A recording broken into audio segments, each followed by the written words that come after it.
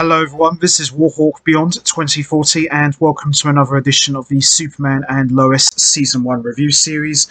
And today I'm going to be talking about Episode 10, Oh Mother, Where Art Thou, which I have just finished watching. And I've said it again and again, and I'm going to say it once more. Season 1 continues to keep getting better and better. Every episode is just top notch, from the music to the dialogue to the way it's filmed, the choreography, everything about Superman and Lois has just been fantastic. And this episode, just like previous episodes that I've reviewed, this episode absolutely delivered once again. And before I get into reviewing episode 10, I'm just going to give a quick recap of what's happened so far. So basically what we've seen over the course of season 1, we've seen Morgan Edge is putting together his own army of superpowered Kryptonians through a machine and giving them all superpowers to try and build up his own army using Kryptonite X. So we saw at the end of episode 9, we learned that Morgan Edge is a Kryptonian and he's been here on Earth this entire time and he has superpowers of his own. So that's really left the last episode on a huge cliffhanger. And this episode pretty much picks up where we left off. And having just watched it, this episode was fantastic. To me, it was like I was watching a movie, something from like the DC cinematic universe. This felt like classic Superman, and I absolutely loved every second of it. And we learned about who Morgan Edge really is. He's not Hell. He's definitely not General Zod. That was my second theory that I went with. I thought maybe if he's not Hell, maybe it's possible that he is General Zod because of his whole appearance and his costume that he was wearing. So I thought maybe he could have been General Zod, but it's not. He has now revealed himself to be Kal-El's brother. Interesting stuff. Let's not waste any more time. Let's get right into it. Let's talk about episode 10, Oh Mother, Where Art Thou? So this episode picks up where we left off at the end of the last one, with Morgan Edge now revealing himself as Tar-Ro, son of Lara and Zeta-Ro from Krypton. And we see a series of flashbacks where he explains that he came to Earth as a young boy to Earth just ahead of Kal-El and murdered a trigger-happy farmer who found him. He also explains to Superman that he plans to bring numerous Kryptonians, including Superman's Kryptonian mother, Lara L, back to life on Earth. Superman tells him that he isn't willing to sacrifice Earth to do it, and Edge explains to him that if Superman doesn't take his side, he will be eradicated forever. Now, this kind of felt like Man of Steel, where Superman met General Zod for the first time, and General Zod's mission was to resurrect Krypton on Earth, and Superman had to make a choice, either be with his people or stand against him. So, you know, it was kind of like Man of Steel vibes in a way, and in a different way, but I really enjoyed this scene a lot, and I definitely was getting Man of Steel vibes throughout this episode. Meanwhile, at the Cushion house, we see Sarah confronts Lana over standing up for her dad Kyle, and when Lana tells her to stop, she storms out and says she's staying with a friend. After Sarah leaves, she tells Kyle she needs to know everything that's happened, and as they talk, she gets a missed call from Lois, and Lois is worried, and the DoD says they'll check on Lana. Later, Clark reveals Edge's plans to his family, and Lois tells him to go to the fortress and find out if there's any truth to this. And Clark leaves, and then we see at the fortress, Jor-El tells him that it is possible that he never revealed the existence of a half-brother because he didn't feel it was important. Clark asks him what to do to restore the people Edge has mind-controlled, and Jor-El tells him that since the Eradicator was invented by Lara L. Now, obviously to a lot of hardcore fans, the Eradicator was a being from the Resurrection story arc from Return of Superman, after Superman had died. And as all of you remember, there was a series of people claiming to be Superman. You had Steel, you had Superboy, aka Connor Kent, and you had Cyborg Superman, and of course you had the Eradicator. So even though we didn't technically see the Eradicator, the character, in this episode, his powers and his references were mentioned all throughout this episode. So in a way, we kind of did get the Eradicator, but we didn't physically see him. At the Kent's farmhouse, John is worried that Clark could turn on him like he did on John Henry's Earth, but Lois tells him there is no way that would happen because he has a family here to fight for. At the Cushion house, Kyle starts to explain the process by which Edge improved him. Before he can go into the specifics of the procedure, Lois arrives at the door, followed by the DoD, who take Kyle into custody after he tries to use his superpowers to attack Lois and Lana. The Kents get together with Lana and explain what they know about Edge's plans, and as they're putting up images on the screen, Lana recognises a man named Dabney Donovan who was serving as Edge's personal physician. With a few leads, Lois says they need to try and talk to Kyle again. At the DoD, Kyle's Kryptonian personality threatens Sam Lane while he asks for details on Dabney. After he threatens Sam, Sam starts torturing him with a kryptonite cage to get information. At a diner, John finally can't take the lying to Sarah anymore and tells her what's really been going on with her dad and leaving out the part about the Kryptonians. Sarah is confused and Jordan offers to get her in to see Kyle for herself.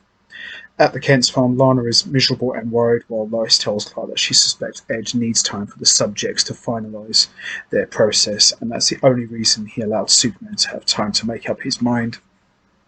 After he uses his superhearing to find Dabney, Clark flies to the lab where the process is happening.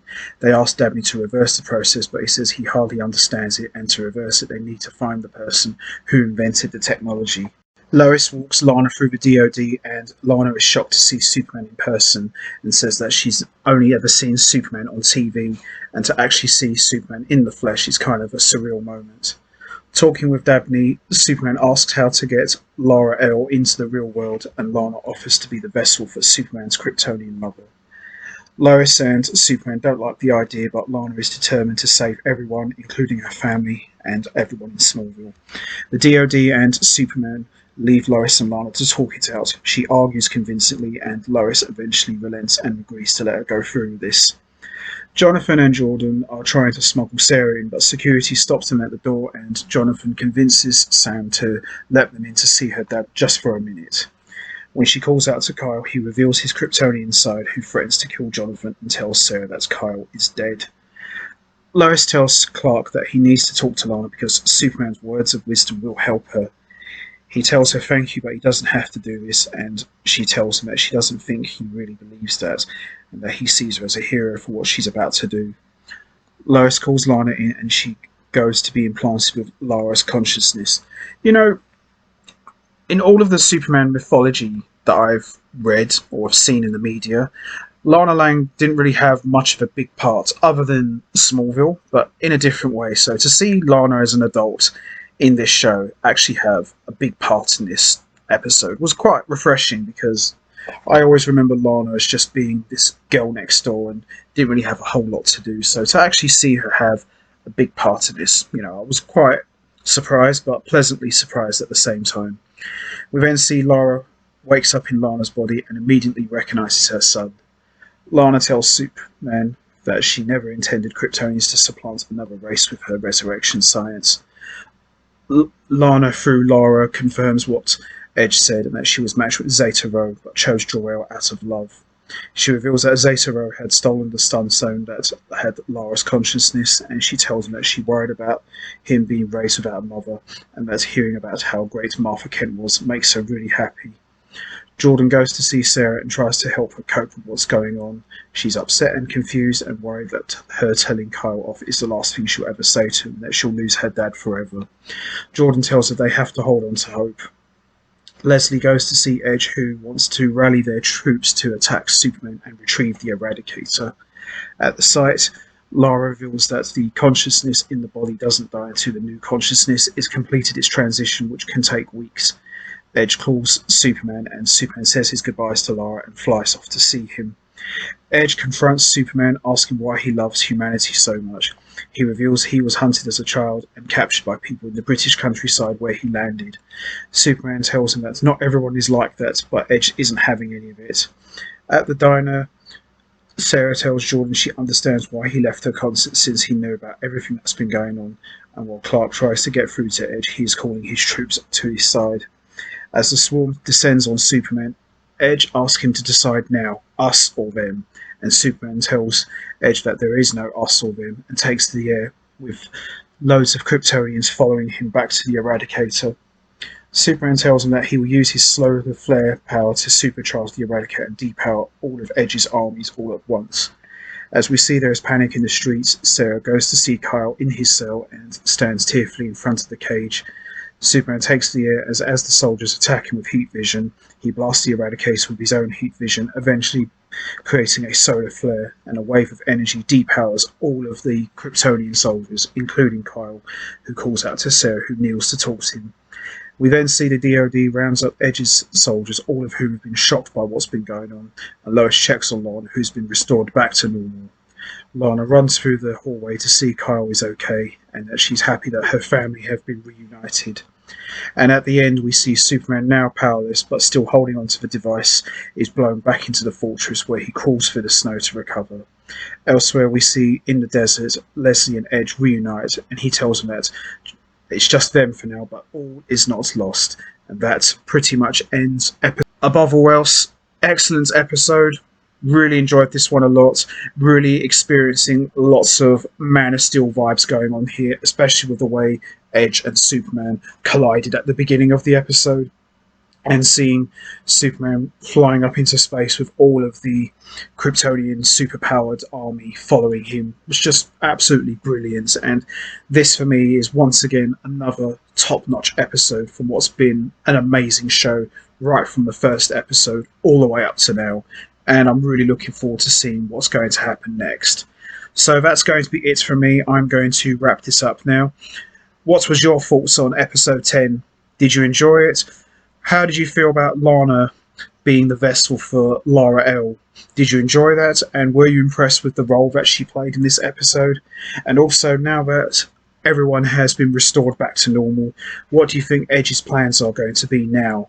And also, do you think Superman will get his powers eventually now that he's landed in the fortress?